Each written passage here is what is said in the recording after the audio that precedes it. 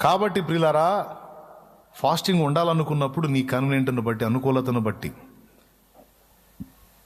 ఏ time నుంచి ఇట్లా ఈ టైం దాకా ఉండాలి, ఇలా ఉండాలి అని రూల్ ఏం లేదు. కాస్త తరచుగా ఉపవాసం అయితే ఉండు. శాస్త్రులు పరిసయ్యులను చూడండి, వాళ్ళు కనీసం వారానికి 2 సార్లు ఫాస్టింగ్ ఉంటారు. మరి అదే వాళ్ళు, మరి పరిసయ్యుడు వచ్చి మందిరంలో నిలబడితే శంకరు వచ్చి బయట మెట్ల మీద కూడా ఉండడానికి భయపడ్డాడు కదా. పరిసయ్యుడు మందిరంలోకి వెళ్ళిపోయి నేను వారానికి 2 టైమ్స్ ఫాస్టింగ్ ఉంటాను, దశమ భాగం ఇస్తాను అట్లా అని చెప్పాడు కదా, చెప్పలేదా? మరి వాళ్ళకి అదే చేతులు కడుక్కోకుండా నేను తిండి తిన్ను, ఆ దరిద్రులాగా చండాలంగా ఉండం, ఎట్టబడితే అట్టు ఉండం, మేము పద్ధతిగా ఉంటాం, అట్టుంటాం, దేవుడికి రిపోర్ట్ రాస్తున్నాడు. అలాంటి చెప్తే దేవుడికి సేదరా, నువ్వు ఉంటే ఉన్నావు నాయన, అది నీకు ప్రయోజనం, నువ్వు ఇతరులతో పోల్చుకొని వాళ్ళ మీద ఎందుకు వస్తే ఇస్తున్నావు అని అక్కడ గద్దిస్తాడు. కానీ వాళ్ళు ఫాస్టింగ్ ఉన్న విషయం మాట్లాడతారు. వీక్లీ 2 టైమ్స్ వాళ్ళు ఫాస్టింగ్ ఉంటారు. ఒక పరిసయ్యుడు కనీసం వారానికి 2 సార్లు పొట్టను మార్చాడు. క్రీస్తు యేసునందు నూతన నిబంధన విశ్వాసులమైన మనం మరి నిశ్చయముగా ఉపవసించవలెను కదా. కనీసం వాళ్ళు వారానికి 2 సార్లు, కనీసం ఒకసారన్నా కాస్త ఫాస్టింగ్ ఉండే ఏర్పాటు చేసుకోవాలి కదా. ఓపిక ఉంటే, ఆరోగ్యం ఉంటే, బాడీ నీకు సహకరిస్తే. ఇక నేను మళ్ళీ ఫాస్టింగ్ ఉండమన్నాడు, శాల్యమన్ను ఉండమన్నాడు అని నేను ఇక నుంచి ఏం తిన్నని మంచం పడితే మళ్ళీ నన్ను దేవులాడుకుంటూ వస్తారు. వాడు ఒకటి చెప్పాడంటే అప్పటి నుంచి ఏం తింటలేదు, పేషెంట్ అయింది, రా నువ్వే బాగు చేయంటే నేను ఏడు చేసేది. నీ కన్వీనియంట్, అనుకూలత. కానీ ఒకటి, ఫాస్టింగ్ మాత్రం తప్పకుండా అలవర్చుకోండి. దేవునికి మహిమ. హల్లెలూయా. పాయింట్ నెంబర్ 1, ఉపవాసం యొక్క అవసరత. పాయింట్ నెంబర్ 2, ఉపవాసం ఉండే పద్ధతి. అవసరత చెప్పాను, పద్ధతి కూడా చెప్పాను. పాయింట్ నెంబర్ 1, అవసరత. ఎవరు మనకు మాదిరి? ప్రభువు, పౌలు, భక్తులందరూ మాదిరి. అవునా? ఉపవాసం ఎందుకు అవసరమైంది అంటే, ఆత్మ శరీరానికి, శరీరం ఆత్మకు విరోధంగా అపేక్షిస్తాయి. గలతీ పత్రిక 5వ అధ్యాయము 17వ వచనం. గలతీ పత్రిక 5:17. ఆత్మ శరీరమునకును, శరీరము ఆత్మకును విరోధముగా ఉన్నవి. అవి ఒకదానికొకటి విరోధముగా అపేక్షిస్తాయి. ఇవి ఒకదానికొకటి వ్యతిరేకంగా ఉన్నాయి. కనుక మీరు ఏం చేయాలనుకుంటారో అది చేయకుందురు. కాబట్టి ఇక్కడ శరీరము ఆత్మ ఒకదానికొకటి వైరం ఉంది కనుక, శరీరం బలంగా ఉంటే, ఆత్మ బలహీనంగా ఉంటే, శరీరము తరచు ఆత్మని గెలుస్తూ ఉంటుంది కనుక, శరీరము ఆత్మని గెలిస్తే శరీర కార్యాలే మన నుండి జరుగుతాయి కనుక. ఇప్పుడు ఆత్మ బలంగా ఉందనుకో, శరీరాన్ని కంట్రోల్ చేసిద్ది. ఇక శరీరం కోరే పిచ్చి కోరికలు తీర్చడానికి ఇష్టపడదు. తమ్ముడు, మన నీతి క్రియలు నిత్య జీవానికి అవసరమా? నిత్య జీవానికి యేసు రక్తం అవసరమా? మన నీతి క్రియలు అవసరమా? యేసు రక్తం. మరి యేసు రక్తంలో కడగబడిన మనకి నీతి క్రియలు అవసరమా, అనవసరమా? నీతి క్రియలు చేయటానికి మనల్ని రక్తంతో కడిగాడా, లేకపోతే ఇంకా డబల్ బుర్రలో పోలాడని కడిగాడా? ఎందుకు కడిగాడు మనల్ని? నీతిగా బతకండి అనేగా, నీతి క్రియ చేయండి అనేగా. కాబట్టి నిత్య జీవం కొరకు నీతి క్రియలు కాదు, నిత్య జీవం కొరకు పిలువబడ్డాము గనుక నీతిమంతులమై బతకాలి. అది నోట్ చేసుకోవచ్చు. చదువుకున్నోళ్ళు తక్కువ దాన్ని రాసి పడేయాలి. అద్భుతంగా ఉంటుంది. ఆ ఒక్క పాయింట్లోనే పెద్ద మెసేజ్ ఉంటుంది.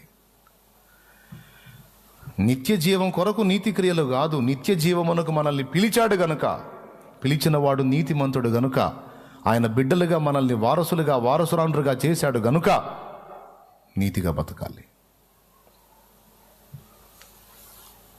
ఆయన బిడ్డలం గనుక నీతి క్రియ అవసరం. ఆ లక్షణం చూపటం అవసరం. నీ మనసు కూడా ఏం కోరుకుంటుంది? అడ్డదిడ్డంగా బతికితే నీకు హాయిగా ఉంటుందా? నీతిగా ఉంటేనే నీకు మనశ్శాంతిగా ఉంటుందా? నీ మనసు దేన్ని కోరిద్ది? నీతిని కోరిద్దా, అవినీతిని కోరిద్దా? ఒకసారి చెప్పు నాకు. నీతి ప్రవర్తనే కదా నీ మనసు కూడా ఇష్టపడేది. అడ్డదిడ్డమైన జీవితం నీ మనసు కోరుకోదుగా. ఎప్పుడన్నా ఒక పొరపాటు నీ వల్ల జరిగితే తినలేవుగా, నిద్రపోలేవుగా, గందరగోళం అయిపోతూ ఉంటావుగా. ఆ లక్షణం నీకుందా? అట్లాంటి ఫీలింగ్స్ ఏ మనకు లేవన్న అంటావా? అట్లాంటి ఫీలింగ్స్ ఏం లేకపోతే అసలు తిరిగి జన్మించనట్టే. నువ్వు తిరిగి జన్మిస్తే, నిజంగా దేవుని ఆత్మ నీలో ఉంటే, ఒక పొరపాటు నీ వల్ల జరిగిందంటే నువ్వు ప్రశాంతంగా తినలేవు, త్రాగలేవు, నిద్రపోలేవు, రిలాక్స్గా ఉండలేవు. ఎందుకంటే నీలో దేవుని ఆత్మ పనిచేస్తూ ఉంటాడు కనుక గందరగోళం అయిపోతావు. నీ ఆత్మ ఘోషిస్తూ ఉంటుంది, ప్రశాంతంగా ఉండలేవు. మళ్ళా తిరిగి దేవునితో సమాధానపడి క్షమాపణ కోరుకొని ఇంకెప్పుడు నేను దాని జోలికి పోనయ్యా అని మళ్ళీ తీర్మానం చేసి మళ్ళీ దేవుని పాదాలు పట్టుకొని తిరిగి సెట్ రైట్ అయిన దాకా గందరగోళం అయిపోతుంటుంది నీ మనసు. కాబట్టి ఇప్పుడు చెప్పు, నీతి జీవితం నీకు ఇష్టంగా అనిపిస్తుందా, అక్రమ జీవితం నీకు ఇష్టంగా అనిపిస్తుందా? అంతే. నీతిలోనే నీకు విశ్రాంతి ఉంది. అడ్డదిడ్డంగా నువ్వు అడుగు లేచావంటే ఇక అయిపోయినట్టే నీ పని, ప్రశాంతత పోయిద్ది, ఇక దుఃఖమే. ఎటుగోటి నిన్ను అలా పిలిచాడు, నీకు ఆ సిస్టమ్ దేవుడు పెట్టాడు కాబట్టి తప్పదు, ఇక నువ్వు నీతి ప్రవర్తన కలిగి ఉండాల్సిందే. నువ్వు దేవుని బిడ్డవైనందున, నీతిమంతుడకు దేవుని సంతానమైనందున ఆయన నీతి నీలో కూడా నెరవేరాలి. నీతి క్రియ చేయాల్సిందే, నేను చేయాల్సిందే. చేయాలంటే మనల్ని నీతి క్రియలు చేయకుండా తప్పుడు పనులు చేసేటట్టు మనల్ని సపోర్ట్ చేస్తుంది ఏది? ప్రేరేపిస్తుంది ఏది? సైతాను గాడికి సహకరిస్తుంది ఏది? గడ్డి తినే చేష్టాలకి మనల్ని రేపుతుంది ఏది? దీని పని చెప్పాలా, నేను టార్గెట్ చేయాలా. దీనికి అవకాశాన్ని బట్టి, అనుకూలతను బట్టి మేతను ఆపుతూ ఆత్మను బలోపేతం చేసుకుంటూ ఉంటే, ఆత్మ బలంగా ఉందనుకో, శరీరం అక్కడిక్కడ లాగినా ఏయ్ కూర్చో అంటది. స్తోత్రం. అట్లా కాకుండా ఇది ముప్పోట్ల మేస్తే ఆత్మ బలహీనంగా ఉందనుకో, ఇది ఆత్మను శాసించిద్ది.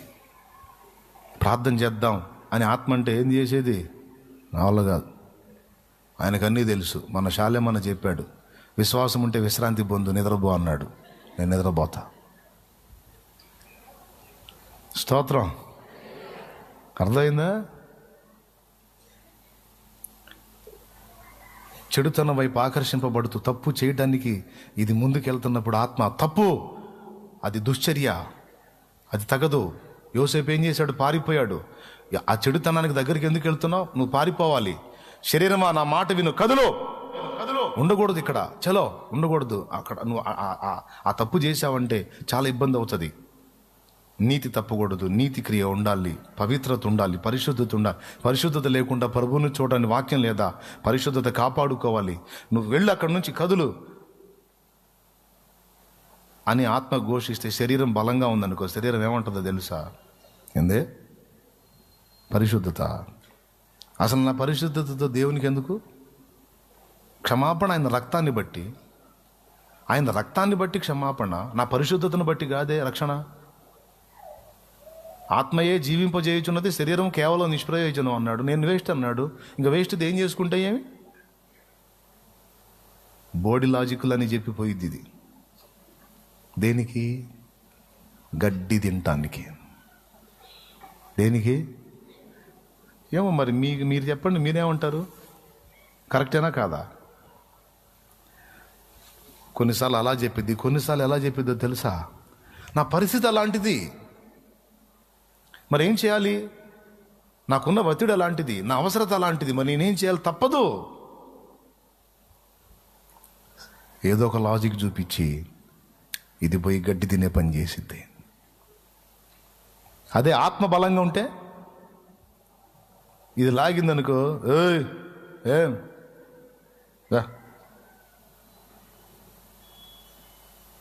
పాట పాడటం కాదు, మనం ఆ పాట మన జీవితంలో నెరవేరాలి. శరీరాన్ని నలగొట్టి దాన్ని లోబరుచుకోకపోతే ఎటు తీసుకెళ్ళిద్దని చెప్పాడు పౌలు? భ్రష్టత్వంలోకి తీసుకెళ్ళిద్దని చెప్పాడు. అంటే భ్రష్టత్వంలోకి ఏది శరీరం తీసుకెళ్తుంది.